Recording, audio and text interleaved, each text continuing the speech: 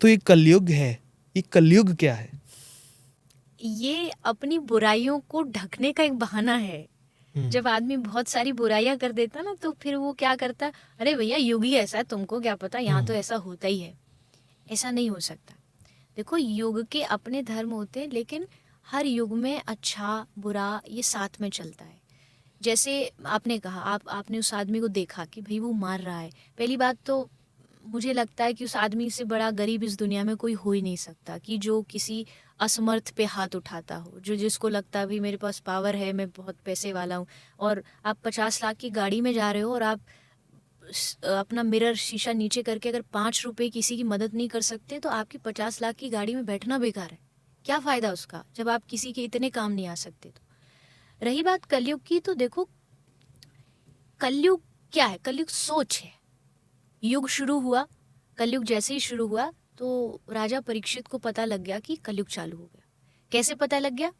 जहां लोग झूठ बोलने से डरते थे, अब सच बोलने से डरने लगे। जहां लोग अच्छाई के लिए गर्व से कहते थे कि भाई हम अच्छे हैं, वहां लोग अच्छाई करने वाले थोड़ा डर रहे हैं, छुप रहे हैं कि भाई नहीं, हम नहीं कह सकते हम अच्छे हैं। और वो आज हो भी रहा है। जैसे फ्रेंड सर्कल में देख लो, कोई आदमी ये कहता है मैं नॉनवेज खाता हूँ, हाँ बड़ा अच्छा है। और कोई ये कहते नहीं मैं नशा नहीं करता, मैं ये सब नहीं खाता। अरे तो कौन से जमाने में जीता है? तो वो क्या करेगा, वो अपने आप को छुपाएगा, उसको शर्म लगेगी, नहीं मैं नहीं बता सकता कि मैं ये गलत काम नहीं कर सकता। तो अच्छे काम करने वाले को शर्म आ रही है और बुरा काम करने वाला खुलेआम बोल रहा है कि हाँ मैं करता हूँ। इसका मतलब है कलयुग एक सोच है, और वो सोच कहीं ना कहीं हमने बनाई है, हमने स्वयं ने बनाई है। ये पक्का है कि युग अपना कहीं ना कहीं लक्षण दिखाता है, वो कभी खत्म नहीं हो सकते। कलयुग था, है, आगे भी जब तक चलेगा तब तक ये अपने सिम्टम्स, अपने लक्षण दिखाता रहेगा। लेकिन इसको बहाना मत बनाइए, जी। अपनी गलतियों को छुपाने का बहाना मत बनाइए। अगर कलयुग है तो इस कलयुग में भगवान भी है। यही कलयुग है जहाँ मीरा थी, यही कलयुग है जहाँ नामदेव तुकाराम थे। उन्होंने भगवान को 1000 बार मनाया, रिझाया, भगवान साक्षात आके उनको दर्शन दिए, वो किसी और युग के नहीं थे। तो इसका मतलब है कि आपको अपने युग के नाम से अपने आप को ढकिए मत। बुराइयों को, बुराई कर रहे हो कहो मैं कर रहा हूँ, कलयुग करा रहा, ये नहीं। कलयुग के कराने से, कहने से, परीक्षित राजा को कलयुग ने करवाया। अगर आप कथा सुने होंगे तो कलयुग परीक्षित के राजा के सर पे बैठे, उन्होंने एक संत का अपमान करवाया, क्योंकि कलयुग को लगा राजा की बुद्धि बिगाड़ता हूँ तो प्रजा बिगड़ेगी। लेकिन उसके बाद भी राजा परीक्षित जब गए संतों के पास, तो उन्होंने ये नहीं कहा कि कलयुग ने कराया।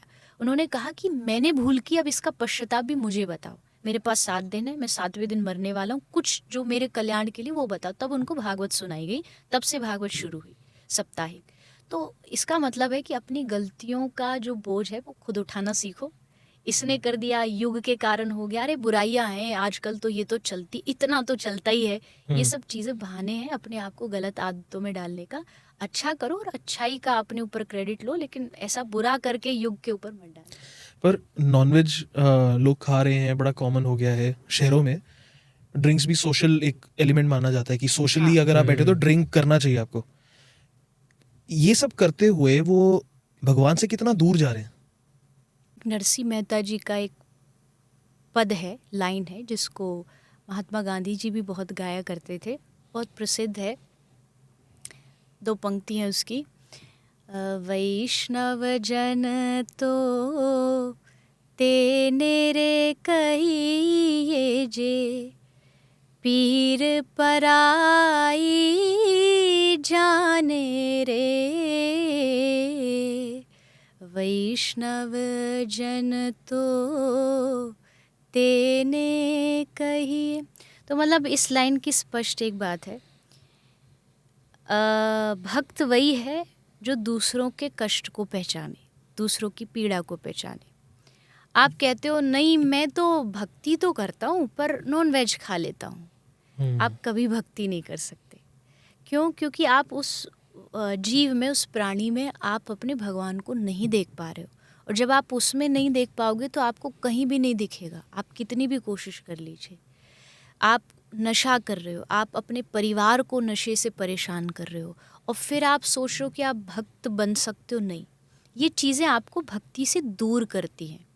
ये चीज़ें आपको अच्छाइयों से दूर करती है। कोई भी नशा करने वाला आदमी होगा वो 24 घंटे नशे के बारे में सोचेगा।